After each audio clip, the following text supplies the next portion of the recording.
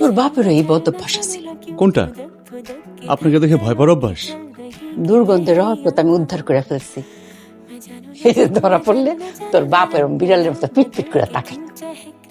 মানুষের স্বভাবে এইরকম, মিথ্যা ধরা পড়লে জিব্বা থাইমা যায়, দেখানোর জন্য থাকে শুধু চোখ।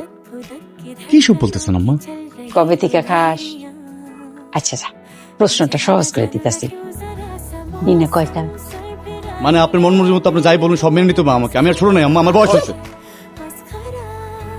গলা উচায় নিজের বয়স বলতে না, তাহলে হায়াত কমে যায়। এইসব বাগধারা কোত্থেকে শুনুন আপনি? তুই কি প্রায় সিগারেট খাস নাকি টেনশনে থাকলে? এই যে, এটাও কিন্তু তোর বাপের অভ্যাস, কোন ঝামেলা দেখলি সিপা দিয়ে বাইরে যাওয়া। জি, আপনি ঠিকই ধরেছেন, আমি প্রায়ই সিগারেট খাই। কি বললি? মায়ের সামনে এই কথা বলতে লজ্জা লাগে না তোর? বেশি টেনশনে থাকলে নিজের আটকাতে পারি না, কি করব বলেন?